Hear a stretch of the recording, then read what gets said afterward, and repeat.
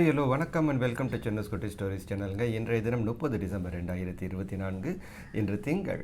சரி, இன்றைக்கு வந்திருக்கின்ற தினமலர் குறுக்கெழுத்து புதிருக்கான விடைகளை பார்த்துடலாம் வாங்க. இந்த புதிருக்குள்ளே போகிறதுக்கு முன்னாடி மறக்காமல் எங்கள் சேனலுக்கு சப்ஸ்கிரைப் பண்ணிவிடுங்க, லைக் பண்ணுங்கள், ஷேர் பண்ணுங்கள், அப்படியே உங்கள் கமெண்ட்ஸ்களையும் போஸ்ட் பண்ணிடுங்கப்பா. வாங்க முதல் கேள்விக்கு போகலாம். இடமிருந்து வளம் 1. உகாண்டாவை ஆண்ட கொடுங்கோழன்.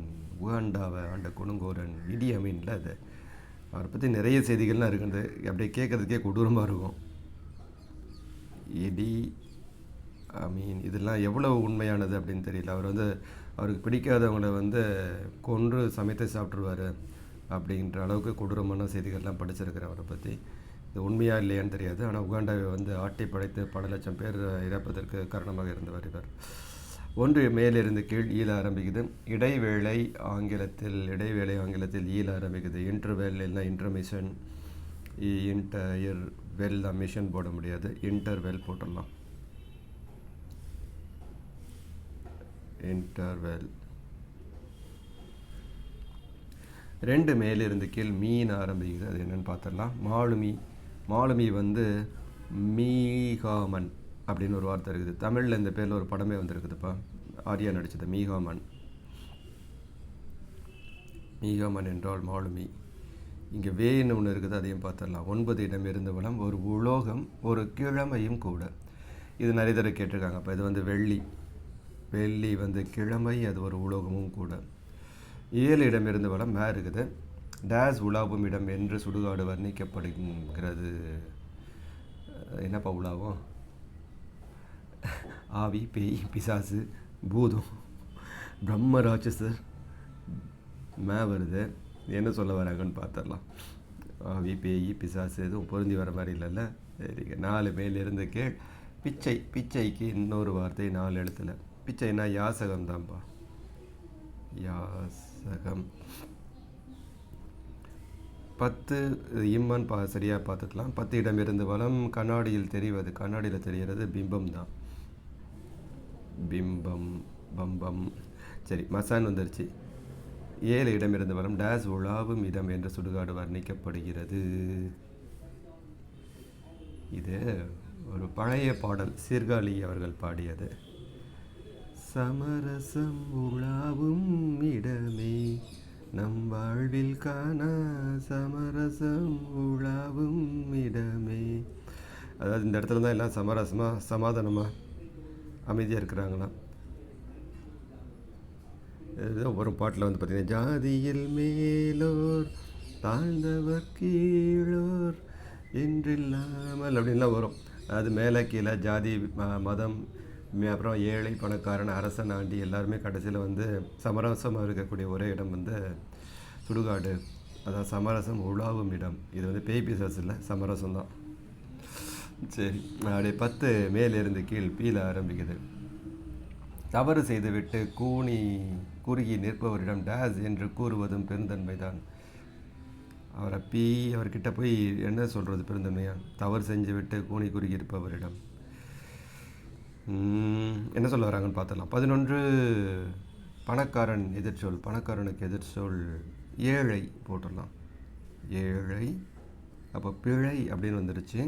10 தவறு செய்துவிட்டு குறுகி நிற்பவரிடம் டேஸ் என்று கூறுவது பெருந்தன்மைதான். பிழைத்துப்போ அப்படின்னு சொல்கிறது கூட பெருந்தன்மைதான். பிழைத்துப்போ அது என்ன மாதிரி தவறுன்னு இருக்குதுப்பா. அதுக்காக எல்லா தவறுக்கும் பிழைத்துப்போன்னு சொல்கிறது ரொம்ப தப்பு.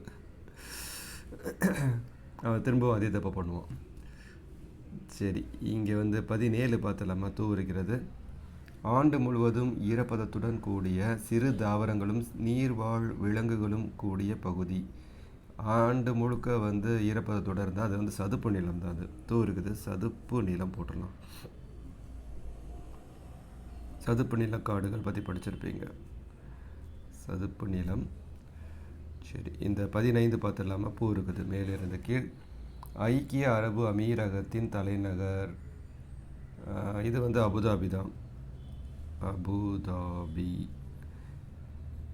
இதை பற்றி நிறைய பேசியிருக்கோம். ஏன் அபுதாபி தலைநகராக இருக்குது, துபாய் இல்லை அப்படின்லாம் ஏன்னா துட்டும் நிறைய வச்சுருக்கிறது இந்த ஷேக் தான். அதனால் நான் தான் அந்த பெண்களுக்கு நீ எனக்கு தான் சொந்தம் அப்படின்ட்டு அவரே வச்சுருக்கிறாரு.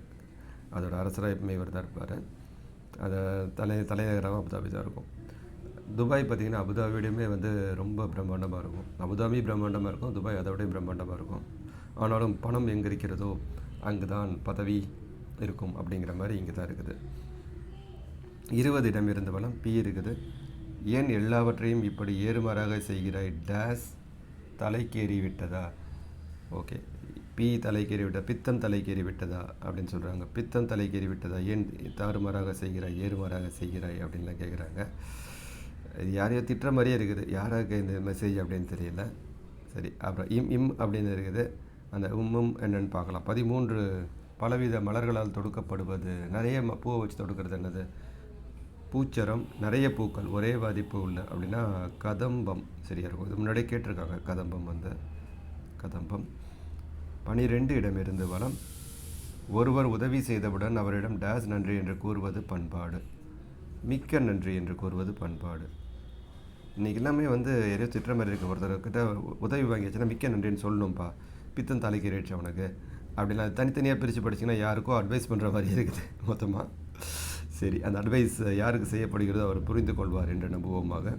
8 மேலிருந்து கீழ் இம்பின்னு இருக்குது, இம்மின்னு இருக்குது. இம்மி இம்மி இம்மி கைகொட்டி ஆடும் நடனம். இது வந்து கும்மி தான். இப்போல்லாம் ஆடுறாங்களா இல்லை? இந்த கும்மியெல்லாம் பார்க்குறதே ரொம்ப அரிதாகி விட்டது. 8 இடம் இருந்து வளம் கூழ் ஆரம்பிக்குது. ஒரு ஓகே, கோழி மிதித்து டேஸ் ஆகாது, கோழி மிதித்து குஞ்சு சாகாது. 6 மேலிருந்து கீழ் சூன்னு முடியுது. டேஸ் வேலை என்பது மரப்பலகைகளை பயன்படுத்தி செய்யப்படும் வேலை. இது வந்து தச்சு வேலை தான். தச்சு வேலை என்பது மரப்பலகைகளை வைத்து செய்யப்படும் வேலை. 5 இடமிருந்து வளம் தேல முடியுது. இந்தியா சீன போரை அடிப்படையாக வைத்து உருவான திரைப்படம் டேஸ் திலகம். இது வந்து ரத்த திலகம். இதில் வந்து நடிகர் திலகம் அப்புறம் வந்து சாவித்ரி அவர்கள் 2 பேரும் நடிச்சிருப்பாங்க. இது இந்திய சீனை போரை அடிப்படையாக வைத்து உருவான திரைப்படம்.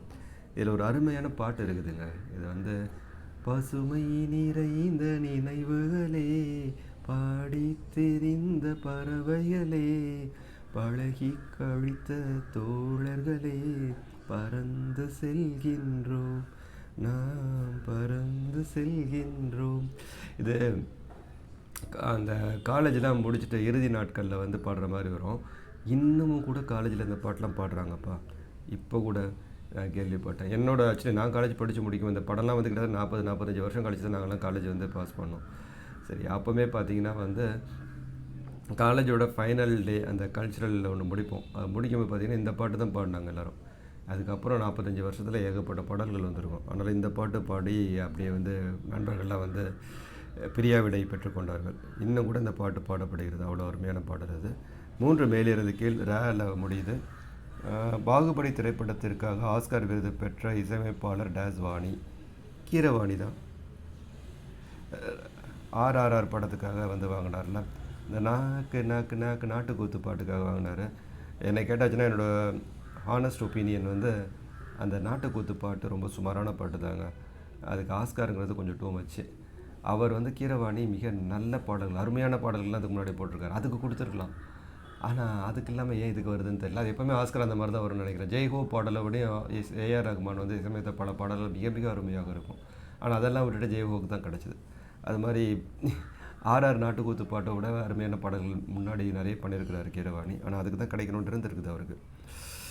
சரி, 19 இடமிருந்து வளம் போன்னு முடியுது. சிவபெருமான் குறித்த ஒரு பக்தி கோஷம் போ என்று முடிகிறது. ஓம் நம சிவாய சம்போ சிவசம்போ. சிவசம்போ போடலாம். சிவசம்போ. 18 மேலிருந்து கீழ் சேல முடியுது. அண்ணன் தங்கை பாசத்தை சிறப்பாக வெளிப்படுத்திய திரைப்படம் டேஸ் மலர். பாசமலர் தான். இன்றைக்கி கூட வந்து அண்ணன் தங்கை பாசம் அப்படின்னாலே பாசமலர் அப்படிங்கிறாங்க. அந்த மாதிரி இருக்குது அந்த படம். சரி, பாசமலர் போட்டாச்சு. அடுத்தது சீல முடியுது. 16 மேலிருந்து கீழ். காஞ்சிபுரத்தை இப்படியும் குறிப்பிடுவது உண்டு. காஞ்சிபுரத்தை எப்படிலாம் குறிப்பிடுவாங்க? கச்சி அப்படின்னு இருக்குது, காஞ்சின்னு இருக்குது. காஞ்சிபுரத்துக்கு பழைய பெயர்கள் நிறைய இருக்கின்றன. இது கச்சியா காஞ்சியா அப்படின்னு பார்த்துடலாம். 16 இடமிருந்து வளம். உறக்கத்தில் வருவது. உறக்கத்தில் வர்றது குரட்டை. அது 4 எழுத்து. 2 எழுத்துல போடுறது தான் தூக்கத்தில் இன்னொன்று வரும்பா, அது பேர் கனா. கனவு, சுருக்கமாக கனான்னு போடலாம். அப்போ கசின்னு வந்துடுச்சு. 16 காஞ்சிபுரத்தை எப்படியும் குறிப்பிடுவது வந்து கச்சி. 14 மேலிருந்து கீழ் 4 முடியுது. எழுதுகோல், எழுதுகோல் வந்து பேனா. 14 இடமிருந்து வளம் கோழை, கோழைக்கு இன்னொரு வார்த்தை வேடி. அவ்வளோதான், எல்லா கட்டங்களையும் நிரப்பியாச்சு. நான் அப்படியே க்ளோஸ்அப் காட்டுறேன், நீங்கள் விடைகளை சரி பார்த்துக்கலாம். அப்புறம் நேற்று வந்த பரிசு போட்டிகள்லாம் இருக்குல்ல, தினமலர் வாரமலரில் வந்த ஒரு பரிசு குறுக்கெழுத்து புதிர், அப்புறம் தினத்தந்தி தேவதையில் வந்திருந்த 2 பரிசு போட்டிகள். அதற்கான விடைகள் வந்து வேறு வேறு காணொளியில் கொடுத்துருக்கிறேன். நீங்கள் சேனலுக்குள்ளே போனீங்கன்னா அந்த காணொளிகளை பார்க்கலாம். பார்த்துட்டு உங்கள் பதில்களை அவங்களுக்கு அனுப்பி வச்சுருங்க. மறக்காமல் உங்கள் கமெண்ட்ஸ்களை எனக்கு அனுப்பி வச்சுருங்க. இந்த நாள் உங்களுக்கு ஒரு இனிய நாளாக அமைய எங்களுடைய வாழ்த்துக்கள். நன்றி, வணக்கம், பபாய்.